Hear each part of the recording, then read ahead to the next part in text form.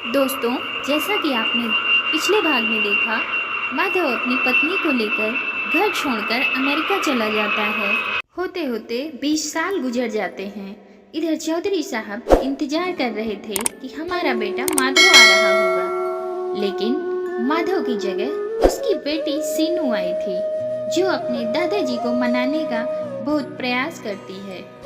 सीनू को जब यह पता लगता है कि अमेरिका से डॉक्टर सोनू आए हैं, तो वह बगीचे से भागकर घर पहुंच जाती है कि कहीं डॉक्टर साहब वह राज उसके दादा दादी को न बता दें जो उसने अब तक छिपा रखा था। डॉक्टर सोनू भी वह राज छिपा लेते हैं। अब इसके आगे और सीनू को समझाते हैं कि वह अपने दादा दादी को बता दे कि उसके मम्मी और पापा अब इस दुनिया में नहीं रहे, लेकिन सीनू की हिम्मत नहीं हो रही थी कि वह अपने दादा और दादी से बता दे। सीनू फूट फूट कर रोती है, तो डॉक्टर सोनू उसे समझाते हैं। सीनू, तुम फिक्र मत करो। हर अंधेरी रात की सुबह जरूर होती है। ऐसे ही तुम्हारी जिंदगी में भी उजाला जरूर आएगा। बेटा, ये तुम्हारे डैडी के जायदाद के पेपर हैं और इसमें इसमें तुम्हारे मम्मी डैडी के। इतना कहकर डॉक्टर सोनू सीनू को उसके मम्मी डैडी का अस्त कलश दे देते हैं। मेरी जब भी जरूरत पड़े तुम मुझे फोन कर देना और मैं आ जाऊंगा। गॉड ब्लेस यू बेटा। इतना कहकर डॉक्टर सोनू वापस अमेरिका चले जाते हैं। इधर सीनू अपने पिताजी की तस्वीर के सामने बैठकर आंसू बहा रही थी। पापा, मैंने आज तक दादाजी की नजरों में आपको जिंदा ही रखा और ऐसा ड्रामा करते करते मैं भी आपको जिंदा ही समझ बैठी, मगर आपकी अस्थियां मेरे हाथों में आते ही मेरा सुंदर सपना टूट गया।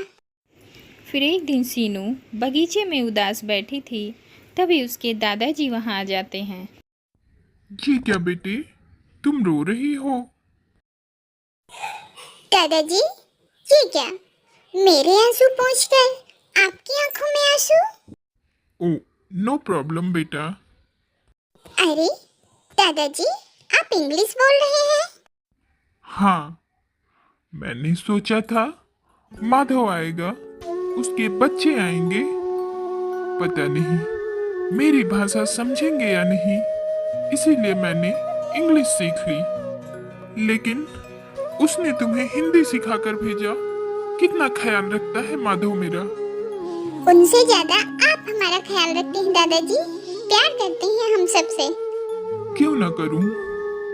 इस सीने में दो दिल धड़कते हैं, एक उसका, एक मेरा। मैं हर सुबह उसको उंगली पकड़कर उस बगीचे में ले जाता था। उसने उस बगीचे को अपना लिया था। दिन भर वो वहीं रहता था, उसी में खेलता, गिरता, उठता, और मैं घंटों बैठकर उसको देखा करता था। घंटों, महीनों, वर्षों बीत गए। आज भी उसकी खुशबू वहां बसी हुई है। वहां के चप्पे चप्पे पर आज भी उसके पैरों के निशान हैं। आज भी उसकी आवाज मेरे कानों में गूंज रही है। बाबूजी, बाबूजी। फिर एक दिन सीनू और उसके दादाजी पहाड़ पर गए थे। कितनी गहराई है ना दादाजी, देखकर डर लगता है। बेटी, ये खाइयां, ये गहराइयां ना हो तो ऊंचाइयों को कौन पूछे। ये ऊंचे ऊंचे पहाड़ जो सर उठाए खड़े हैं, इनको तो इन खाइयों का शुक्रिया अदा करना चाहिए। दादाजी, क्या ये सच है कि धरती अपना रूप बदलती रहती है? कल के पहाड़ आज की खाइयां बन जाते हैं? बिल्कुल सच है। इस सच्चाई का जीता जागता सबूत मैं हूँ।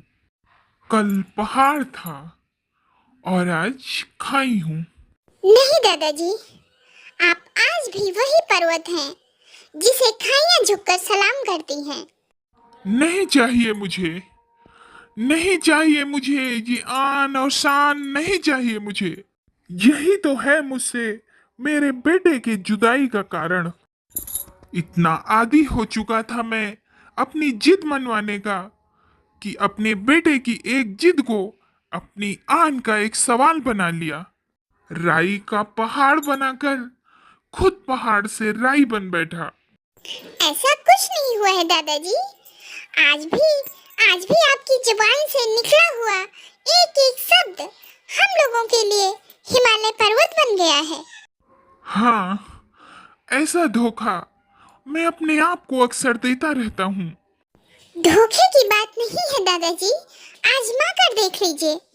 जिस लड़के की तरफ आप उंगली उठा देंगे, मैं आंखें बंद करके उससे शादी कर लूंगी।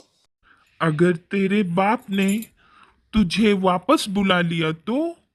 नहीं जाऊंगी मैं। एक बार मेरे डैडी ने आपकी जुबान का अपमान किया था। अब मैं उनके बुलावे पर न जाकर उनको वही दर्द देना चाहती हूँ जो उन्होंने आपको दिया था। नहीं, नहीं बेटी, ऐसा कभी मत करना। औलाद की जुदाई का गम बहुत जानलेवा होता है बेटी। भगवान ये दर्द किसी दुश्मन को भी ना दे।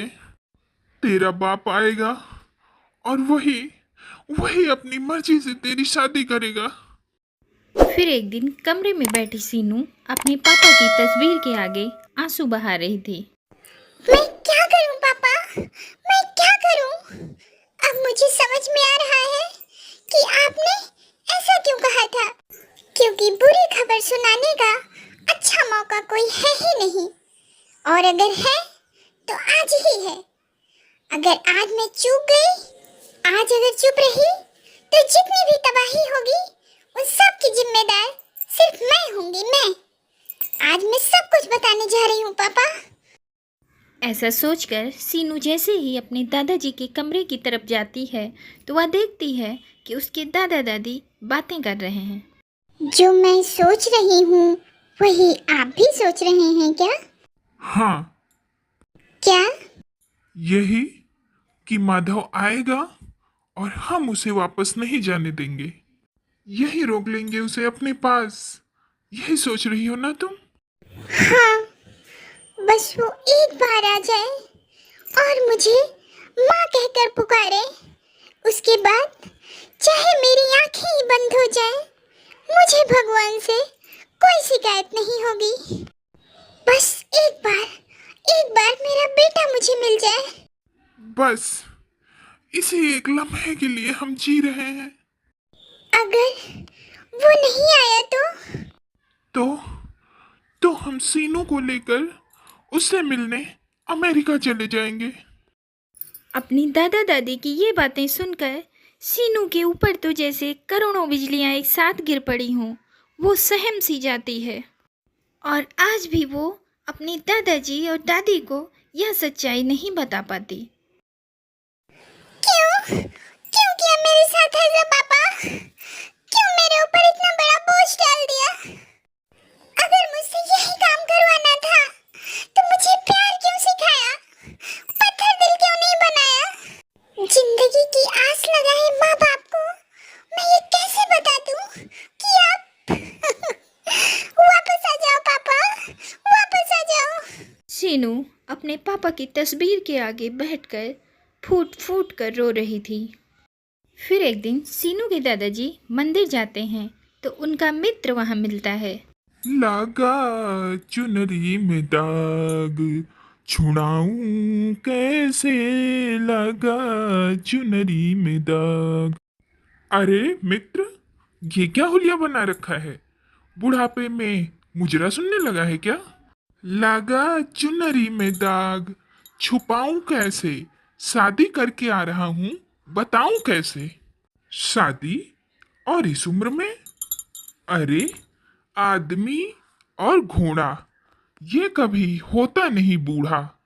और मैं तो अभी 60 साल का हूँ। लेकिन एक बड़े मियाँ थे, वो 100 साल के थे और धड़ाधड़ शादियों पे शादियां किए जा रहे थे। तो किसी ने उनसे पूछा कि बड़े मियाँ, ये शादी तुम इतनी क्यों कर रहे हो? तो उन्होंने कहा, मुझे शादी वादी का कोई शौक नहीं है। मुझे इस बात पे बड़ा मजा आता है कि जब मौलाना कहते हैं कि दूल्हे को बुलाओ। मैं तो कहता हूँ यार, तू भी दूसरी शादी कर डाल। नहीं, एक आदमी को एक जन्म में एक पत्नी काफी है। अरे, अगर मुझे दूसरा जन्म भी मिला तो भी मैं जानकी से ही शादी करूंगा। धैत तेरी की। अरे, तू भी मेरी बातों में आ गया यार। तो मैंने कौन सी शादी की है? मैंने तो अपने पुराने डब्बे पुरानी पत्नी से शादी की है। अच्छा, तो इसका मतलब तू शादी की सालगिरह मना कर आ रहा है। हाँ, अभी तू भी 4 दिन बाद 60 साल का पूरा हो जाएगा। तू भी अपनी शादी की सालगिरह मनाना। देखना, फिर तुझे सब बातें याद आ जाएंगी। बड़ा मजा आएगा। जवानी वापस आ जाएगी, सब आ जाएगा। क्या माधव वापस आ जाएगा? अरे क्यों नहीं आएगा? अरे देख, माधव तेरा बेटा है। अगर बाप की सालगिरह पर बेटा नहीं आएगा तो बेटे और बाप का संबंध ही क्या? देख यार, मैं तेरा मित्र हूँ और मैं कह रहा हूँ तेरा बेटा जरूर आएगा, जरूर आएगा। शीनू अपने दादा और दादी को ये सच्चाई कैसे बताएगी, जानने के लिए देखिए हमारी अगली वीडियो। फिर मिलते हैं आप लोगों से एक नई वीडियो के साथ। तब तक के लिए बाय बाय। हमारे चैनल को सब्सक्राइब करें, वीडियो को लाइक एंड शेयर करें। Thank you.